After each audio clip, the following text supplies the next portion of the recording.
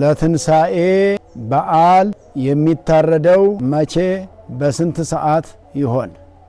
የተወደዳችሁና የተከበራችሁ የእግዚአብሔር ቤተሰቦች እንኳን ለብርሃነ ትንሣኤው በሰላም በጤና አደረሰን አደረሳችሁ። እንግዲህ ይሄ ትልቅ በዓል የጌታችን በዓል ነው። ከዘጠኙ ታላላቅ በዓላት መካከል ይሄ በመሆኑ ብዙ ሰው ይሄን በዓል በመንፈሳዊ ይዘቱ ቤተ ክርስቲያን ላይ ተገኝቶ ካከበረው በኋላ እንደገና በየቤቱ ሁሉም ሰው በዓል ያደርጋል። በየቤቱም ዝግጅት አለ። ዝግጅቱም የበዓሉን ክብር ለመግለጽ ነው። እንግዲህ እርስ በርስም ለመጠያየቅ፣ ለመተሳሰብ ቤተሰብ ከቤተሰቡ ጋራ አብሮ የሚውልበት፣ አብሮ የሚበላበት፣ አብሮ የሚጠጣበት፣ አብሮ ደስታ የሚያደርግበት ትልቅ በዓል ነውና ከዚህ በዓል ጋራ ተያይዞ ግን ብዙ ጊዜ ምን ጊዜ እንደሚታረድ ግማሹ በዋዜማው ከሰዓት በኋላ የሚል ይናገራል። ሌላውም ሰው ደግሞ ወደ ማታ ጊዜ ይላል። ሌላው ከመሸ በኋላ ይላል። በጥቅሉ ግን በዋናነት ይሄ በዓል የእንስሳት በዓል ሳይሆን የሰው ልጅ በዓል ነው። የሰው ልጅ ክብር ያገኘበት፣ የሰው ልጅ ከሞት በላይ የሆነበት፣ ክርስቶስ ሞትን ድል አድርጎ ለእኛ ትንሣኤን የሰጠበት፣ ከሞት በላይ እኛ ሕያዋን እንድንሆን በሕይወት እንድንኖር የተደረገበትና ሕይወት ያገኘንበት፣ ትንሣኤ ያገኘንበት፣ ክብር ያገኘንበት በዓል ከመሆኑ የሚበልጥ ነገር የለም። ዋናው መንፈሳዊ ይዘቱና ሃይማኖታዊ ይዘቱ ነው። በመቀጠል ደግሞ ሃይማኖቱን ተከትሎ ሲከበር እንግዲህ እንስሳቱ የሚታረዱት ተባርከው ነው። ሳይባረክ የሚታረድ እንስሳ የለም።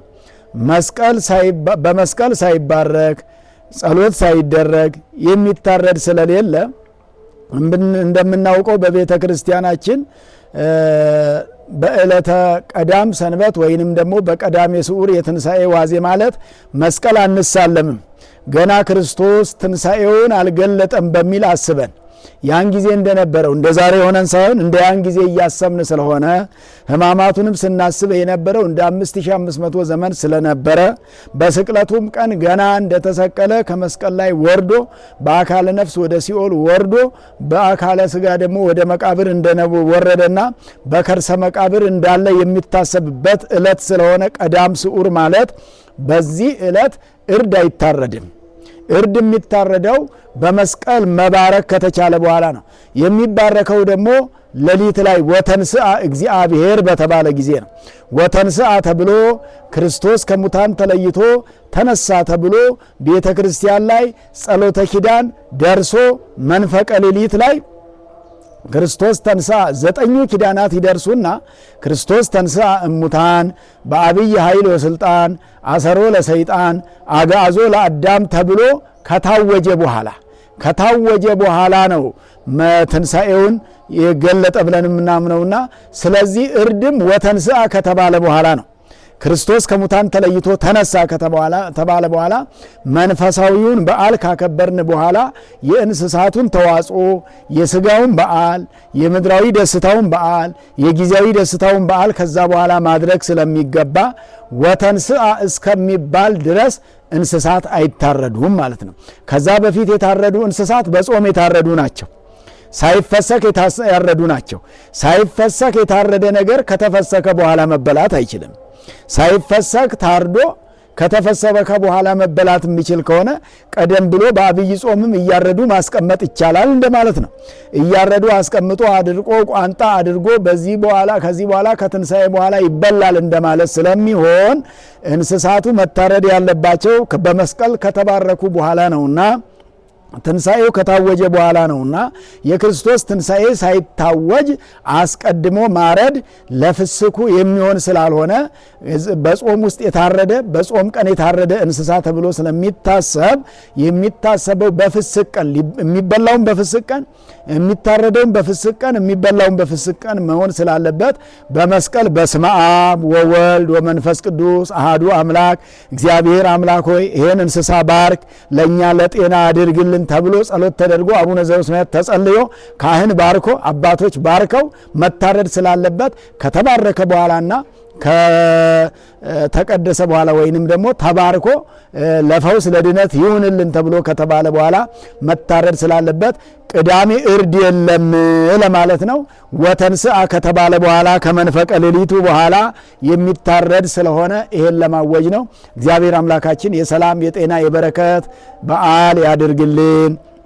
ሽማግሌዎቹ የሚጦሩበት፣ ወጣቶች የሚያስተውሉበት፣ ሕፃናት የሚያድጉበት በዓለ ሃምሳ ያድርግልን። ደስታውንም በመጠን ማድረግ ያስፈልጋል። ከመጠን በላይ ማብዛት ስለማይገባ መጠነኛ ደስታ ነው የሚያስፈልገው። ይልቁኑ በዚህ ዘመን ብዙ ዘመን እንግዲህ ቀድሞ እየታረደ ተበልቷል። ብዙ ዘመን ተጠጥቷል። ምንም የትም ስላላደረሰ ከዚህ በኋላ ማትኮር የሚገባው ማዘንበል የሚገባው ለመንፈሳዊ ነገር ስለሆነ ለመንፈሳዊ ይዘት ስለሆነ መንፈሳዊ ነገራችንን ማሳደግ ስላለብን የሥጋ ነገር እንዳያድግ የምግብ ብቻ እንዳያድግ ሌሎቹ ሲጾሙ ከርመው ሳይጾሙ የከረሙ ሁሉ አብረው የሚፈስኩበት አጋጣሚ አለና ሳይጾም አይፈሰክምና ለመፈሰክ ቀድሞ መጾም ያስፈልጋል። 55 ቀናት ጾም ናቸው ብለን የተናገርነው ቅዳሜን ጨምሮ ነው።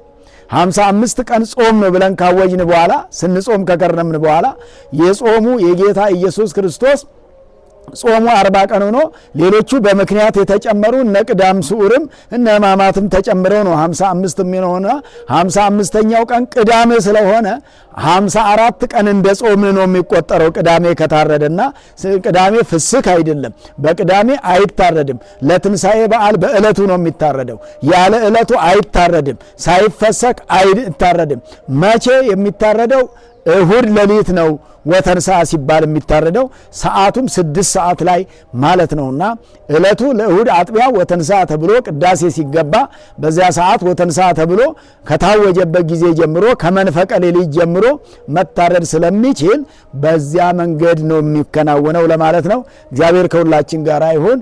የዚህ የንጉስ ሚዲያችን ቲክቶክም ዩቲዩብም ተከታታዮች እንኳን በሰላም በጤና አደረሰን አደረሳችሁ እላለሁኝ። 50ው ቀን ይደረሳል። ከዛ በኋላ ገና ሰፊ ቀን አለና ቀድሞ ማረድ አያስፈልግም ለማለት ነው። እግዚአብሔር ይርዳል።